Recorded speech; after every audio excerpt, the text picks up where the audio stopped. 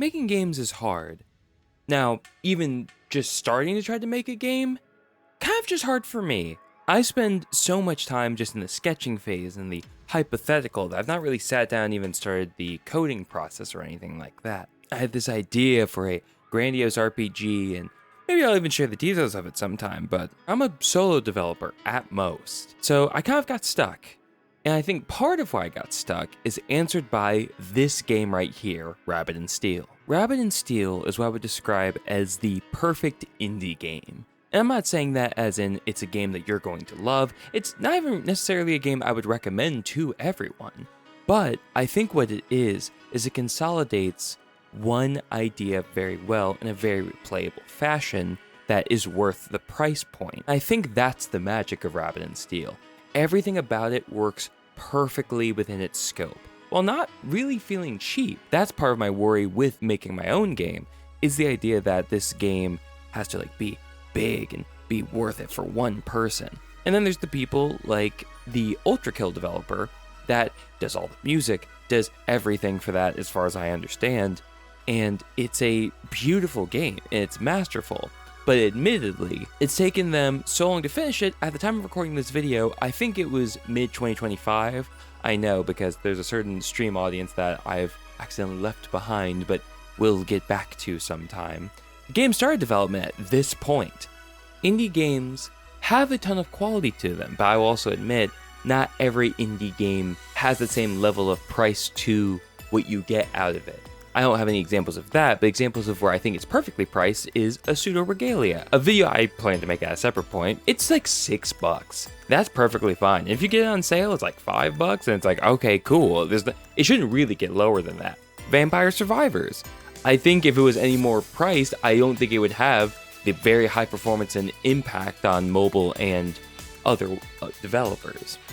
Stardew Valley, though, is an example where that's what I want to avoid, it took 5 years to even come out. Same thing with Undertale, it took so long to come out, and yes, it's worth it, and yes, about creativity and art, but there's just something about that right spot where, in my head, I wanted to make this big RPG, but I also wanted to do it, within maybe 1 to 2 years, which is just not a feat that I think I could do reasonably in that time. I think I could do it, I just don't think I could do it that quickly. But when I started playing Rabbit and Steel, and now I don't know the development process, it could have taken 6 years, who knows. But the way it feels to play feels compact enough that I'm like, I can make something. No, for example, the art wouldn't be as good, because I think there's aspects that definitely have that shine to it that I give a lot of respect and love towards.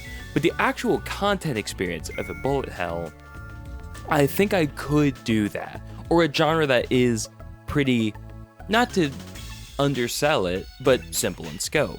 I think of that as a good thing. I think Rabbit and Steel, funny enough, I think if it was like $7, I think I would feel, this is a weird way to put it, it would feel the price of whatever it is. I think because it is $15, I got it for like $13.50 and I bought it for a friend. I think I feel the quality being there. It feels more worth the money because it costs more money. It's weird. If you think about Elden Ring is a full experience that the fact that it's $60 is crazy and great, but it's crazy to think about. But if you've been buying Call of Duties all the time, it's gonna really stand out as feeling full of content, because speaking of the most recent release as of this video, Modern Warfare 3, that thing was so deprived of content, it probably should have been like a 3DS game price, which is like $40, which to many still wouldn't have been worth it, but at least it would have been a little easier to stomach.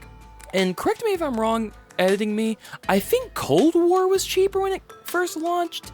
I don't know why I remember it being $40. And if that's true, I think Cold War is a good example of a game that's like, yeah, I'm not mad at this being $40. But I don't think that works for every game. I think if a Call of Duty game was $20, I would just think, oh, this is a bit cheaper than I would expect. But Rabbit and Steel, if it was cheaper, I'd be like, yep, this feels right. But because it was a higher price, I have a higher respect for it. And I don't know why. There's something about the purchase of something that price is a very important metric. There is something about paying some price that does feel like more than if you just did it for free. And it depends. I think games that maybe aren't up to the standard of a extremely high quality, like it's an indie developer that can't make every little thing look perfect, doing pay what you want is worth it, because if they're like, wow, I got a lot of fun out of this, like they learned through use that it was worth something, and then paying that money of whatever you prefer later is, I think, a good way of doing that. But I also think if it is a really well-made product, underselling it could be a deficit. I also want to say, because pricing is very important, pricing relative to the region. If $10 here is equal to another currency's like $5, yeah, do whatever feels right. If I go to work and let's say I'm getting paid $15 an hour and I work for an hour and I can buy your game, that's cool. But if I'm working for 4 hours and I buy your game, I'm like, dang, that's a decent amount of money, especially relative to everything else I'm purchasing.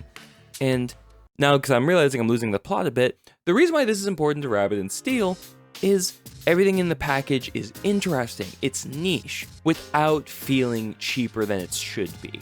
And the biggest lesson I think I want to apply to Rabbit and Steel, but not just that, but to any developer, play more games. Even if it's not games that make sense to influence what you're trying to do.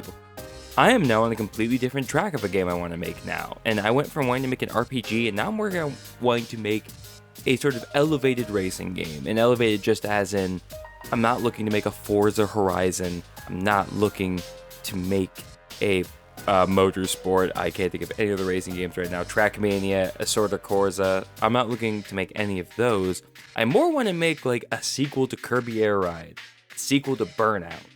And I have a list of inspirations for the game here that I kind of use as reference point to look into. And I want to make these unique. I want to make a unique racing game, but it doesn't need to have the scope of like a 20-hour RPG. It could just be a racing game that has like, at least at the start, like 4 good levels. I put it out, I add more and more. I can push the price later. I could also leave the price until like it is worth the price that I initially set. Let's say I make it $10 at the start, but I keep chipping at it to the point where now it's actually worth it.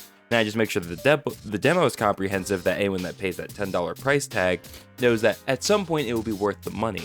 And see, that's what it kind of all goes back to. Full circle in many ways, price point being very important, but also equally the effort put into it and the feeling and the expression of it. And originally, when I was working on the RPG, I wasn't even thinking about making a racing game, because there's an excellent account on Twitter that I even, on an alt account, said like, hey, thank you for working on this game. I wanted to make a racing game, but it seems like you're kind of doing the work for me, because it looks great, it looks insane.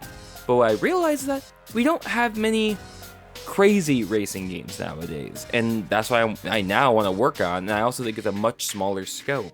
I just now, funny enough, it's a different process. With an RPG, I'm very familiar with the intricacies of that. But now that I'm working on a racing game, I kind of have to get a deeper idea of what's going on, how to do proper level design, in many ways. So I'm doing Kirby Air Ride City Trial, I have to figure out how to make that make sense now, in a good way, maybe with multiple maps, maybe with Battle Royale mechanics, maybe with roguelike mechanics. Who knows? I could borrow from Spirit of Light or whatever the Smash Brothers game mode on, not Wii U, the 3DS was. There was a game mode there that I really enjoyed. And now it's a very different thing. And that's the power of playing these different games and why Rabbit and Steel has made such a difference. And part of the reason why I'm not just explicitly explaining what the game is because, I mean, it's the majority of the gameplay you're seeing. You know, if this is something that you think could be for you, you should. Another video that does a good job of effectively giving it a review is Yaku Kamen's video, most recently came out, about games you should play that are indie games. I'll obviously recommend that in the description. It's how I got to seeing it, and it's what convinced me to hit buy for me and a friend, and he bought it for his brother, and then we all played, and that's what you're seeing here. And I think that's all I gotta say. So, thank you guys for watching. That's how Rabbit and Steel changed everything for me.